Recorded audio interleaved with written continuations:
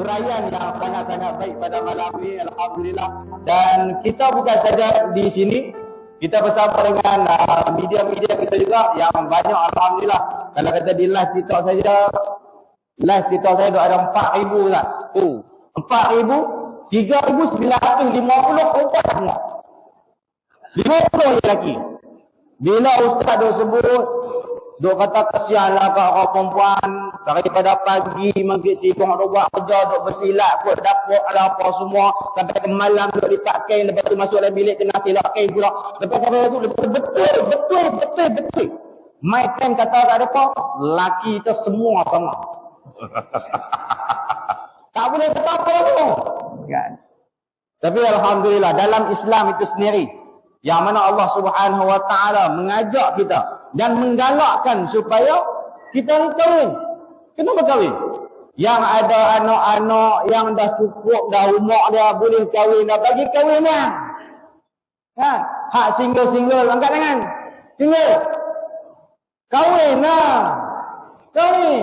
Sebab Islam suruh kahwin. Agama kita galakkan untuk berkahwin. Ada sebut dalam kutuban itu. Datuk Imam bilang.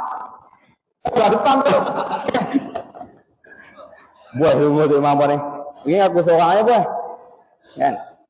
Islam galakkan untuk berkahwin. Mudahkan.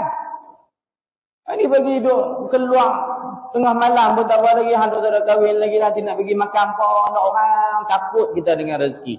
Takut kita dengan rezeki. Baik. Jadi sebelum saya nak pergi kepada soalan yang kedua insyaAllah. Untuk round yang kedua.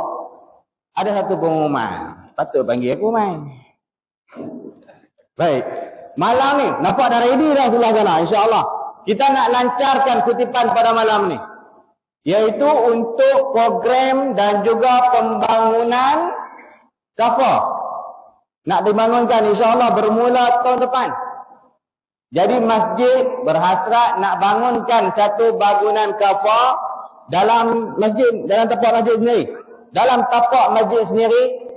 Dan kita nak pastikan insyaAllah projek ni dapat dijayakan. Dan kita yakin kalau buat kerja agama, buat kerja masjid, insyaAllah cukup kan? InsyaAllah cukup. Apatah lagi bila mana ada orang-orang yang pemurah-pemurah ni, kiriman daripada Tuhan semua ni insyaAllah. Yang pada malam ni insyaAllah kita nak pastikan. Paling-paling kurang. Kalau kita nak, oh Ustaz Allah buat, insyaAllah. Bapak Ustaz. Tuan-tuan imam mana? Allah.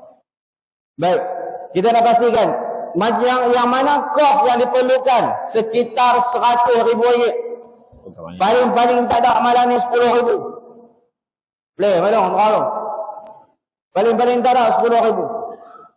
Bila terbangunnya bangunan ni, yang itulah yang akan jadi pencen dalam lubang kubur kita. Berapa yang ada pun pada malam ni, pastikan setiap orang tak terlepas daripada bagi pada malam ni. Yang maklum-maklum ready. Mula dah rongkai, gelang, rantai, cincin, tubang boleh standby. Malam tu kami buat untuk gagak, Ustaz. Dapat sungguh gelang. Gelang rantai ni, gelang tangan ni. Kerani yang tak gamak. Dia kata, gelang Ustaz. Saya kira nak umum dah pada malam tu. Gelang. Kita bukan Ustaz. Yang tu jatuh. Ingat kok orang bubur dalam beg tu. Tapi alhamdulillah, kita dapat satu loket emas malam tu. Dia cakap ya. Dia kata, buka malam ni, bagi ulama. Dia bagi sungguh. Masya Allah.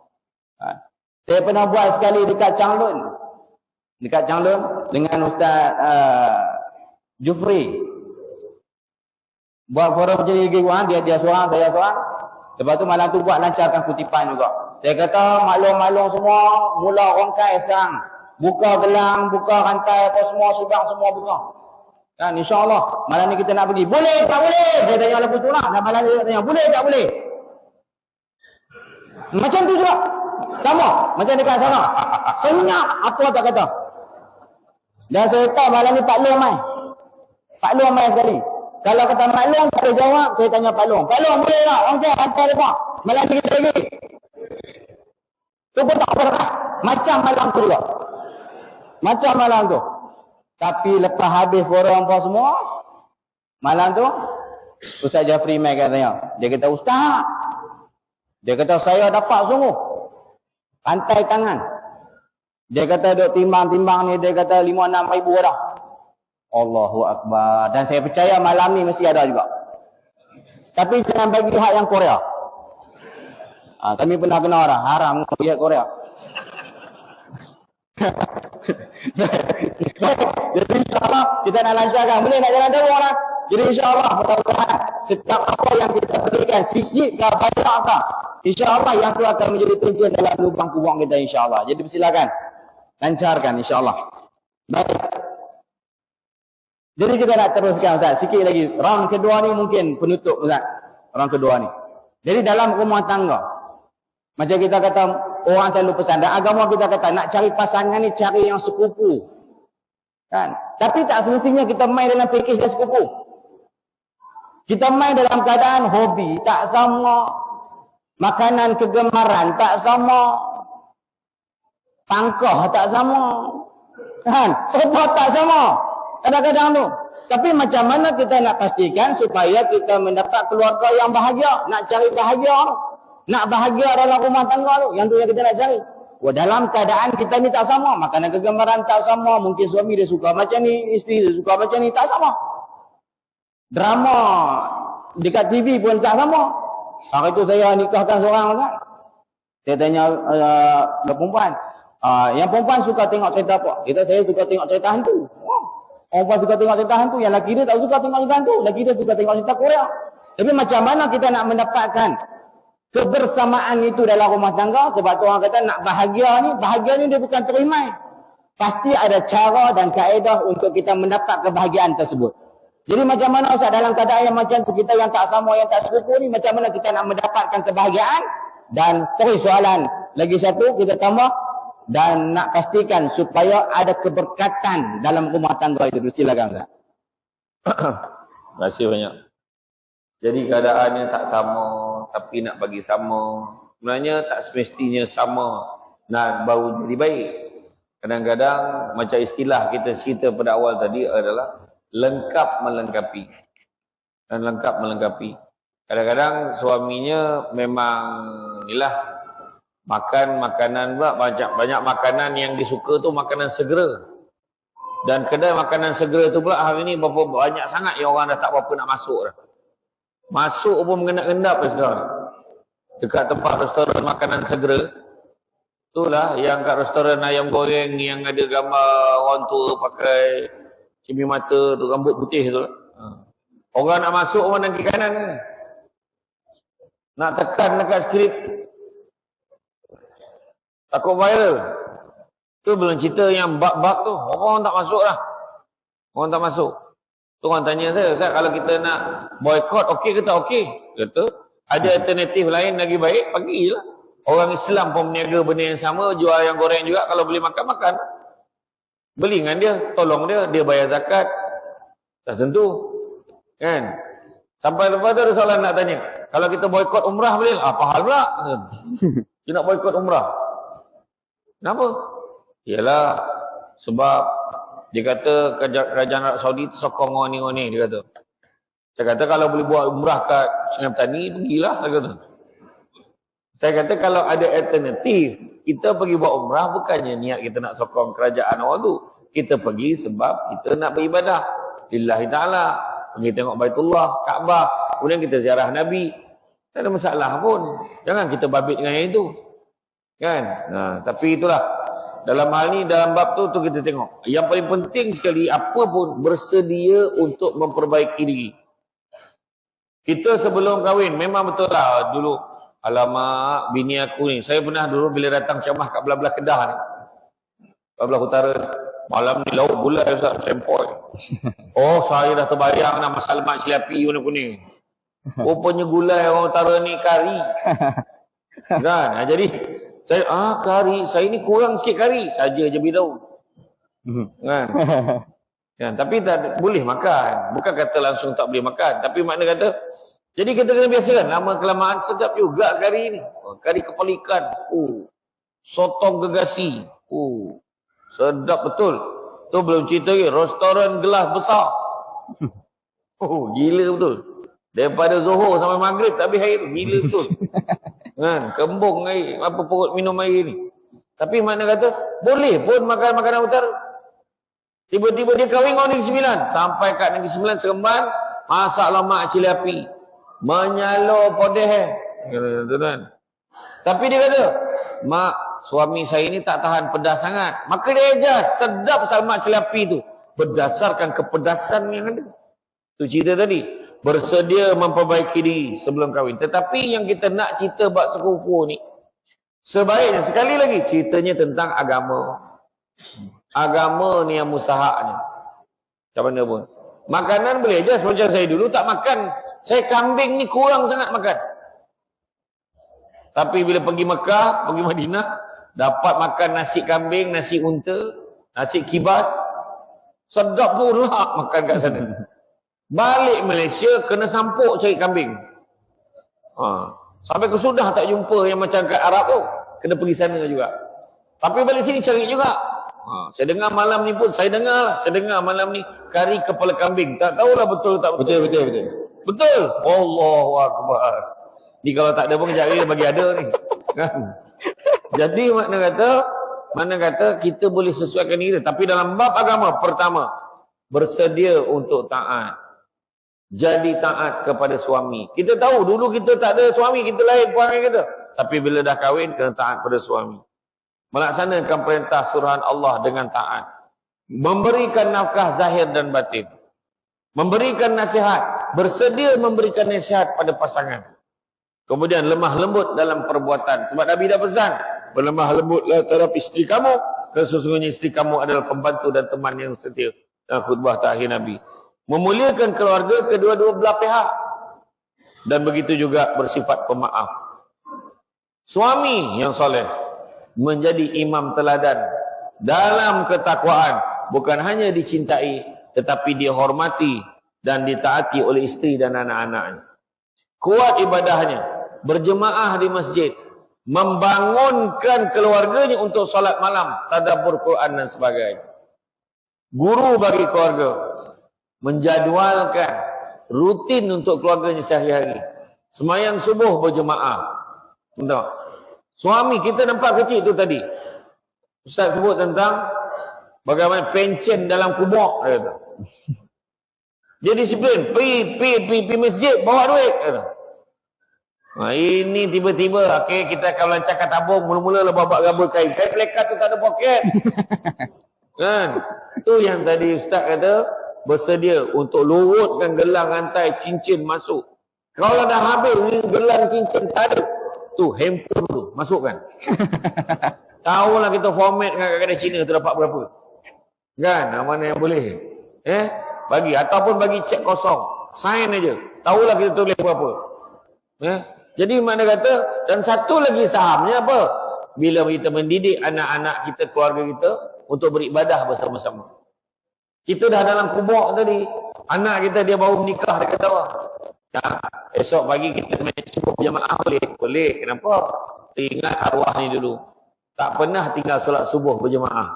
Contoh. Saham tu pun pencen kubur juga. Tapi kalau dia kata macam ni, bang, petang besok kita karaoke nak, apa hal tiba-tiba pula arwah ni tak pernah tinggal karaoke petang Jumaat, nak mati. Kan? Saham yang lain pula ditinggalkannya. Jadi, tu kita tengok balik. Nampak tak? Anak-anak yang berusia 4, 5, 6, 7, 8 dan 9 tahun.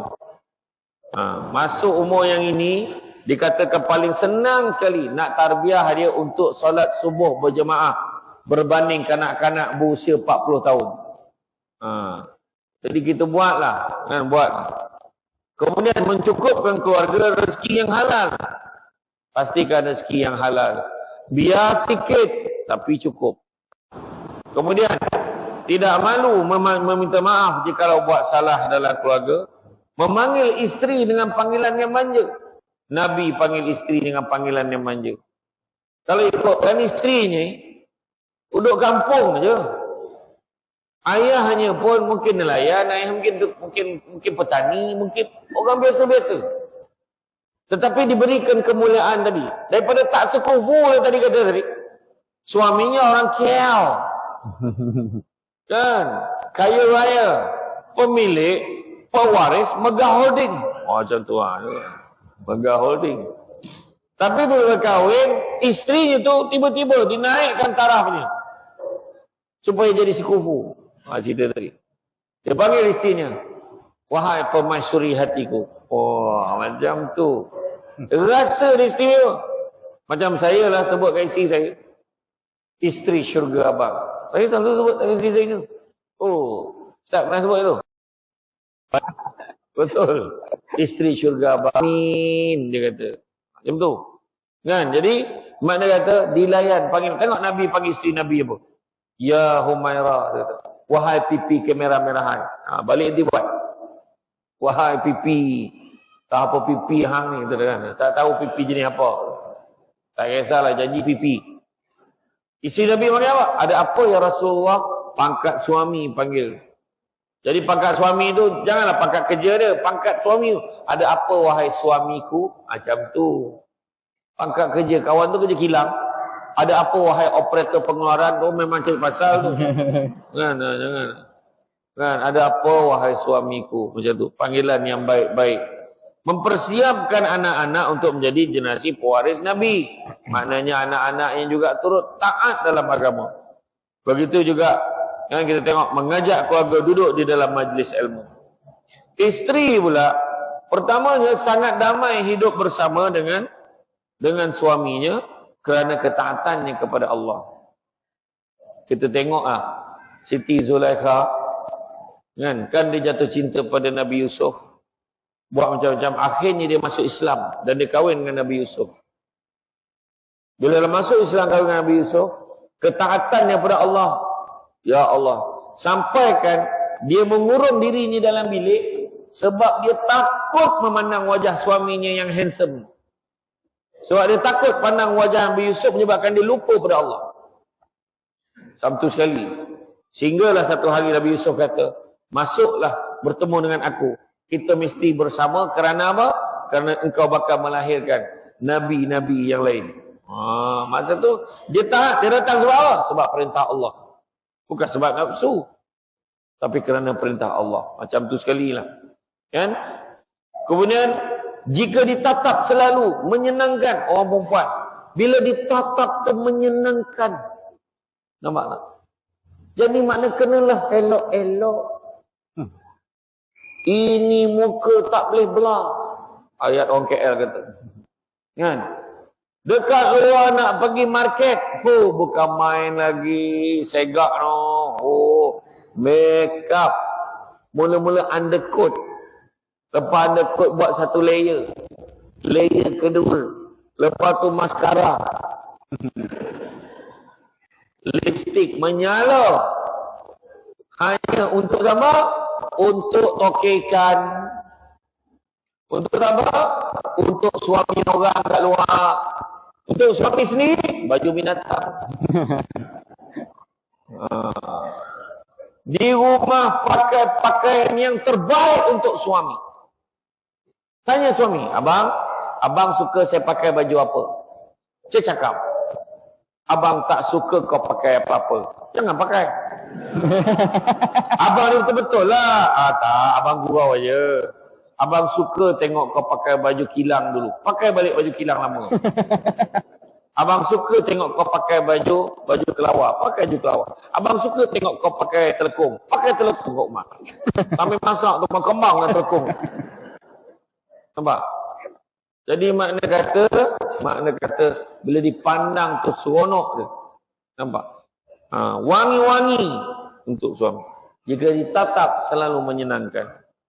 Tidak membantah jika dia perintah suami jalan kebaikan dan syariat Allah. Jangan bantah. Orang perempuan kan, bang, adalah member-member kat masjid beritahu ada lawatan. Pergi Pangkor. Dalam 2 bas pergi. Semua muslimat. Boleh tak bang nak pergi, nak minta izin? Suami kata, tak payahlah. Nanti lain kali kita pergi sendiri, pergi dengan abang aja. Habis bila nak pergi? Dah marah pula. Minta izin seolah-olah macam syarat dan prosedur je. Lelaki tak boleh kata tak setuju. Kena setuju. Salah tu. Bila minta izin kena bersedia, suami setuju atau tak setuju? Tak setuju, redha hatinya. Tak apa, okey je. Jangan sedih-sedih. Sebab apa yang suami tentukan itulah yang terbaik. Faham tak? Faham ke tak? Mengangguk ke lantai ni faham tak faham? Betul. Ni cakap betul ni. Taat perintah suami. Bila suami kata jangan, janganlah. Banyak berlaku. Baru-baru ni Dr. Hushim Saleh dia share. Macam mana? Disebabkan keizinan ni. Isteri tak minta izin. Pergi kursus tak minta izin. Pergi kerja tak minta izin. Pergi sana outstation tak minta izin. Tahu-tahu dah ada. Kata, awak kat mana ni? Saya ada kursus kat luar 6 hari je. Tinggal suami macam tu je. Suami tahan. Anak dah 6 orang. Rupa-rupanya akhirnya curang. Terlanjur dengan lelaki orang. Kita nampak kecil je minta izin ni. Sebenarnya minta izin, yalah pergilah. Elok-elok. Doa suami tu. Berapa banyak orang bila tak minta izin suami. Banyak masalah berlaku.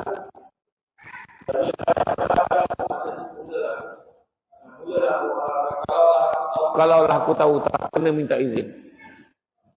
Ada. Inilah sebenarnya yang kita nak elak. Ada sebab. Semua peraturan yang ditetapkan dalam agama kita tu semua tu ada sebab. Punya pandai menjaga kehormatan dan juga harta suaminya. Jaga kehormatan diri. Kadang-kadang pakai pakaian ketat-ketat. Itulah dayus yang sebenarnya pada orang lelaki. Dayus ni bukan takut bini. Tak. Dayus ni dia boleh membiarkan isterinya dan anak-anaknya terus berada dalam maksiat dan dia tak rasa apa-apa. Itu dayus. Isteri pakai tudung pakai tapi lempar sini. Dada ni pakai t-shirt ketat ni siap ada manik-manik, ada tulisan. Tulisan tu ada manik-manik, menyala-nyala. Kita yang dah silau ni terpaksalah baca. Apa tulisnya tu? Rupanya kat dada tu tulis, bila dada dekat pun dapat baca. Apa tengok-tengok. Allahu Akbar. Bayangkan. Inilah yang berlaku hari ni. Kan? Jaga. Pastikan. Dengar cakap suami. Kan? Kemudian, jaga. Kadang-kadang dia dah pakai ketat-ketat tu. Apa jadi? Tak sangka lah ada lagi perempuan pakai baju macam ni. Ada orang jaga. Dia ni lah aku kenal tak ada siapa. Alah, isteri si siapa tu lah. Jatuh maruah suami. Kita tak sedar. Jaga. Kemudian, bukan hanya sekadar sabar, bahkan rela berkorban untuk suaminya. Bersyukur atas nikmat Allah, menyayangi dan menghormati keluarga suami, penuh perhatian saat suami bicara dengan tatapan cinta. Bila suami cerita, tadi kan abang kan, okey, iya bang, ya Allah, macam tu cerita. Walaupun kita tak berminat, buat-buat je berminat, betul? Kan? Kita kena ingat, dalam bab perhubungan suami isteri ni, kan? Kita kena ingat bahawa perhubungan ni adalah satu perhubungan joint venture. Kerjasama, berterusan. Kadang-kadang kalau kita pergi tengok balik, sebelum kahwin nak beli apa pun susah. Tapi bila dah kahwin, tingkat ketaatan pada Allah dan Rasulnya tinggi. Mudah-mudahan dengan itu datang keberkatan. Ya. Maka kalau kita tengok sebagai seorang suami dan seorang isteri, semuanya kena mainkan peranan masing-masing. Itu yang saya sebut tu. Ada 5 kunci keluarga bahagia. Pertama, kunci rumah. Kedua, kunci pejabat. Ketiga, kunci kereta. Keempat, kunci syurga. Kelima, kunci spare. Pertama, kunci rumah. Sistemkan keluarga kita ikut sistem Islam. Solat sama-sama. Datang kuliah sama-sama. Kedua, kunci kereta. Kunci pejabat. Kunci pejabat apa? Cari rezeki yang halal, Nabi Musa. Yang halal itu cukup buat kamu. Ketiga, kunci kereta. Hala tuju nak bawa keluarga. Biarlah ke arah yang diredai oleh Allah. Keempat, kunci syurga.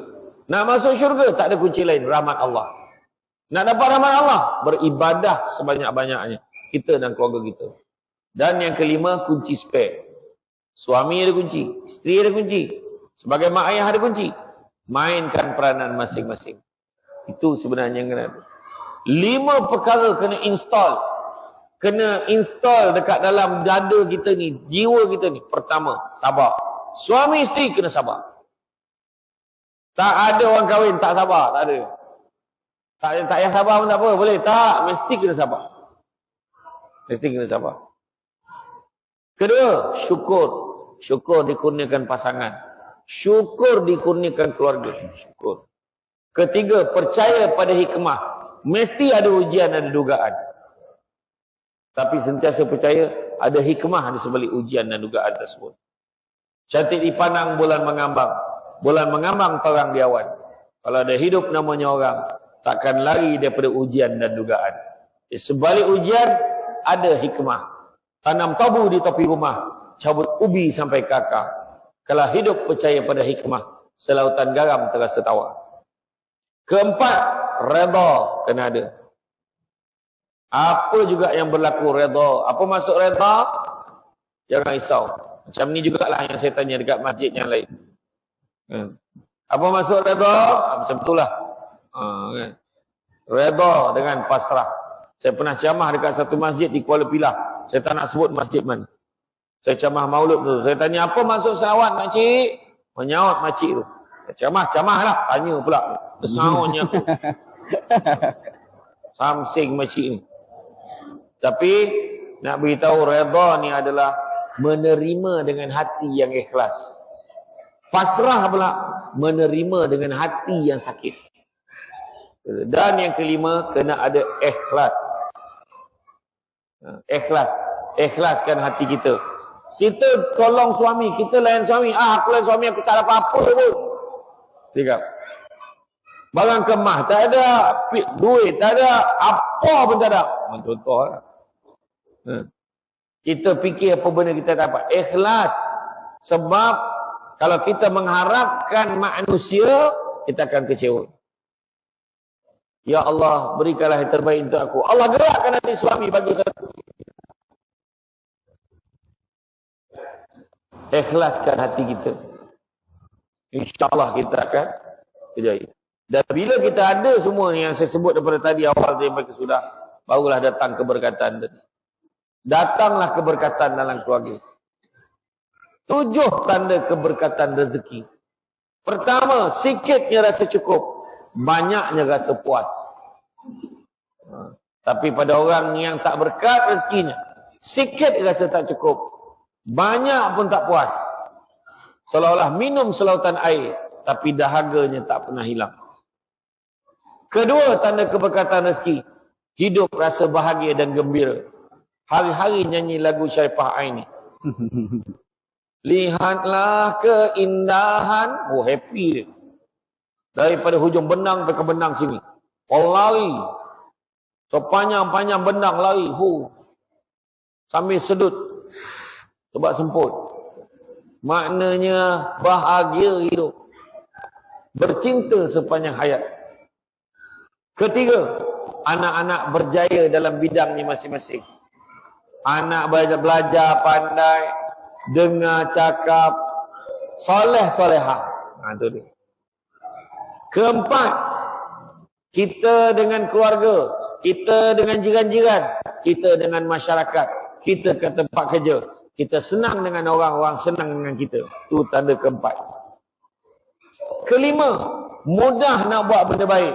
Mudah nak solat, mudah nak puasa, mudah nak sedekah. Tadi belum tabung sampai, dia dah bagi. Macam Datuk S. Sami Velu dulu lah. Hari ni post, semalam sampai. Macam tu. Bayang kan. Nak berhenti postman tu. Gila tu, macam mana buat. Hari ni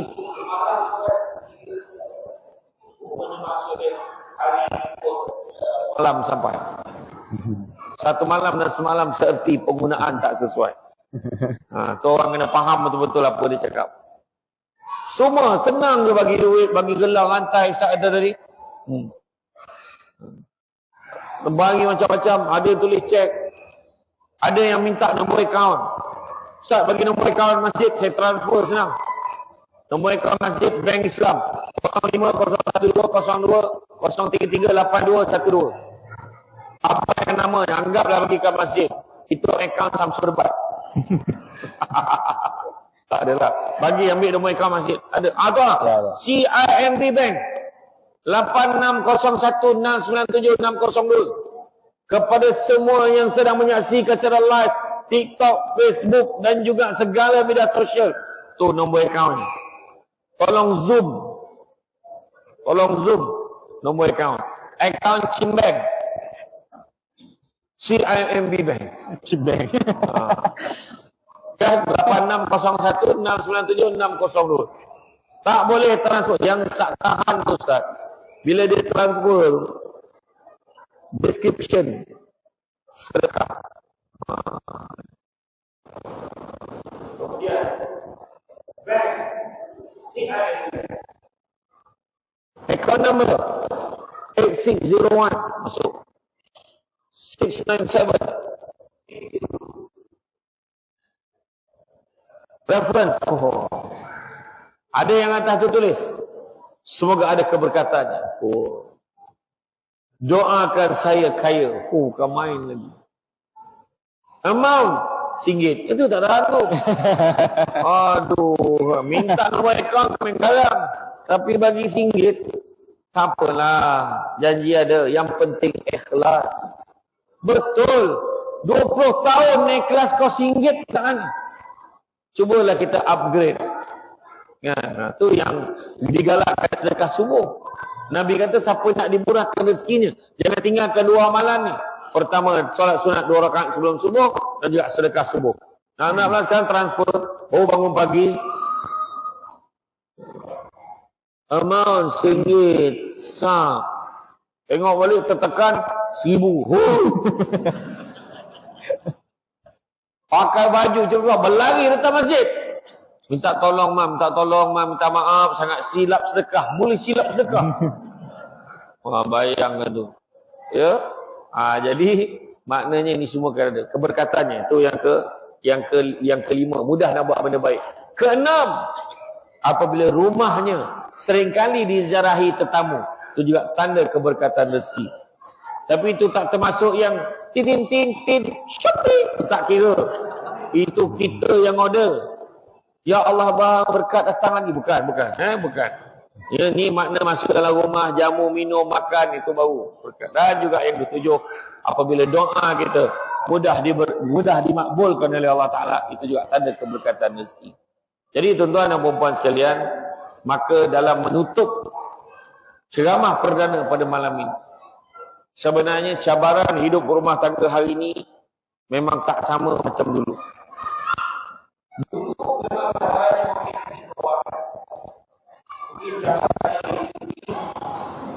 Cabaran nak membesarkan anak dalam serba kekurangan kepayahan.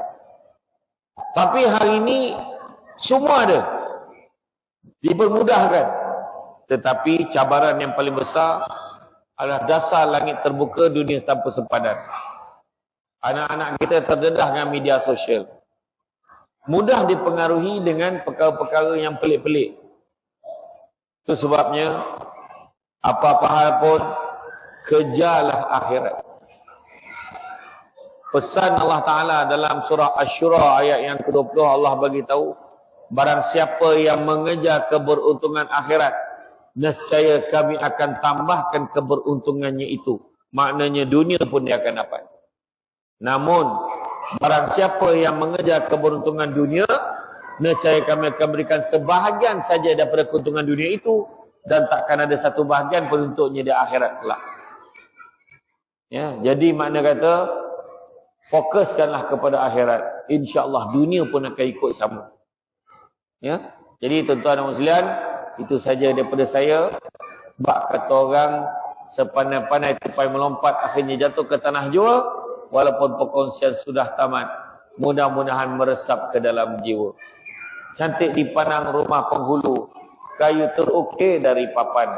Alang-alang menuntut ilmu, sebutir pasnya kembangkanlah menjadi intan. Tenang-tenang air di laut, sampan pelik mudik ke Tanjung. Hati terkenang mulut menyebut, jasa baik pihak masjid menjemput, rasa nak junjung. Jadi saya serahkan kembali kepada Ustaz Firdaus, silakan. Baik, alhamdulillah. Ustaz Syamsul Debat memang dia hebat dalam berpantun. Dia setiap pantun ni dia tekan boleh main pakai hentam. Memang tu dia kan. Dari Kedah ke Perak ingin membeli ikan kering. Singgah sebentar di Perlis. Tak kenal kan? Tak kenal. Dia duduk Kedah, dia nak pergi Perak, dia singgah Perlis. Tak kenal. Baik, alhamdulillah. Malam ni kita dapat ilmu yang sangat-sangat baik. Dan inilah yang kita nak bawa sampailah ke akhirat nanti insya-Allah, dan kita nak bersama-sama semua di dalam syurga. Dan saya nak petik lagi apa yang disebutkan dalam khutbah nikah yang kita dah baca dulu, Imam. Dia pesan kepada orang lelaki, suami hendaklah sentiasa berlemah lembut. Bila kita faham pasal apa orang lelaki nak kena lemah lembut, bila kita tengok banyak lemah lembut ini adalah akhlak Rasulullah SAW dengan orang perempuan, kena berlemah lembut dengan mereka dan bersefahaman pada segala bicara. Bila nak cakap dengan orang perempuan, nak kena faham mereka, jangan bertengkar dengan orang perempuan, jangan berkelit, tobat tak menang. Sorry pun tak boleh, tak payahlah ada bergaduh dengan mereka, habis tak ada apa kata, apa keluar, tak, habis tak, macam tu. Dan kepada kak-kak, mak-mak, apa semua, kita faham orang perempuan, mereka ni banyak cakap daripada orang lelaki. Lagi mana tak tutup mata duk apa-apa-apa-apa-apa tu lah mereka. Sebab tu ada kajian yang berbuat mereka, perempuan ni tak.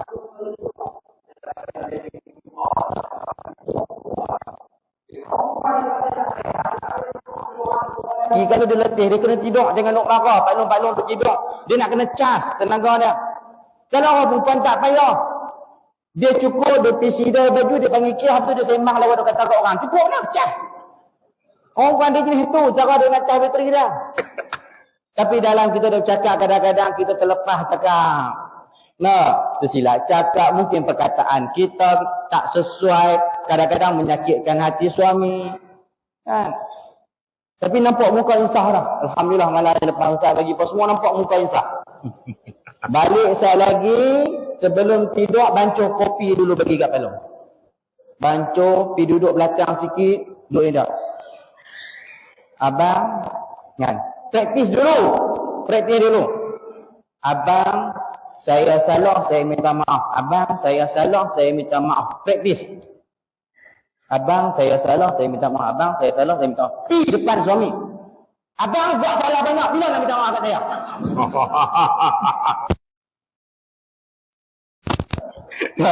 InsyaAllah, mudah-mudahan kita semua menjadi ahli syurga dan kita semua nak masuk dalam syurga Allah Subhanahu Wa Taala. InsyaAllah. Terima kasih sekali lagi kepada Ustaz. Pengumuman sikit. Buat pengumuman sikit. Saya buat pengumuman sikit. Buat pengumuman. Okey, Ustaz ada sikit pengumuman. Silakan. Nanti kalau ada masa nanti tuan-tuan dan puan di luar sana ada gerai. Ada satu meja tim saya. Meja ajaib lah. Atas meja tu ada barang, bukan untuk diambil tapi untuk dibeli. Dia ada minyak wangi SD perfume. Lelaki perempuan boleh pakai, boleh bawa solat, harga RM35 sebotol. Dia ada satu tagline, tak mandi pun wangi. Kemudian ada susu kambing al-am, susu kambing campur kurma, campur madu yang diizinkan. Maknanya madu lebah, bukan madu berdiri tu. Yang bagusnya dia tak ada bau, sebab dia tak pakai kambing Malaysia, pakai kambing daripada Holland, Melanda, baik untuk GERD, gastrik, pedih hulu hati, baik untuk orang sakit lutut, sakit tumit, pijak, sakit tangan kebas-kebas, sebab dia dah mula semai kat kursi tu boleh amalkan. Dia baik juga untuk orang yang enzima, kata-kata kulit alergik, sangat sedap, baik. Harga RM45 sekotak, kalau beli dua RM90. Macam sama je. Satu RM45, beli dua RM80. Lepas tu boleh transfer QRP. Ada susu kambing coklat, ada kopi susu kambing. Itu baru 4-5 bulan di pasaran. Cuma yang itu sedap-sedap. Cuma untuk orang yang ada kencing manis tak apa-apa sesuai. Dia sedap-sedap lah. Kemudian begitu juga ada buku. Buku nikah bukan nak suka-suka jam. Itu saya dah sign dah buku tu. Boleh hadiahkan untuk pengantin Sabtu Ahad ni. Sekarang kan musim mengawan ni kan. Boleh. Kan. Esok kan kena kahwin banyak kan. Hadiahkan dekat mereka kan. Yang itu kalau beli satu 15, beli dua 25. Ini kan promote tau, lebih kurang. Macam tu. Jadi nanti boleh tengok kat luar sana lah. Saya tak buat banyak, bahan mana yang ada je lah. Oh, satu lagi sambal kalau ada lah. Nanti boleh tengok. Itu saja. Assalamualaikum warahmatullahi wabarakatuh. Baik, jadi insyaAllah boleh pergi beli kat luar. Dan jangan lupa peniaga-peniaga kita dekat luar sana juga insyaAllah makan support lah. Daripada peniaga dekat luar sana insyaAllah. Mudah-mudahan murah rezeki mereka dan murah juga rezeki kita semua. Terima kasih kepada pihak masjid. Jadi selalulah support program-program yang masjid buat ni, bukan senang nak set up macam dengan pelami pengantin ni. Mujurlah duduk jauh sikit dengan usaha yang dekat, kalau duduk dekat orang nikah lah.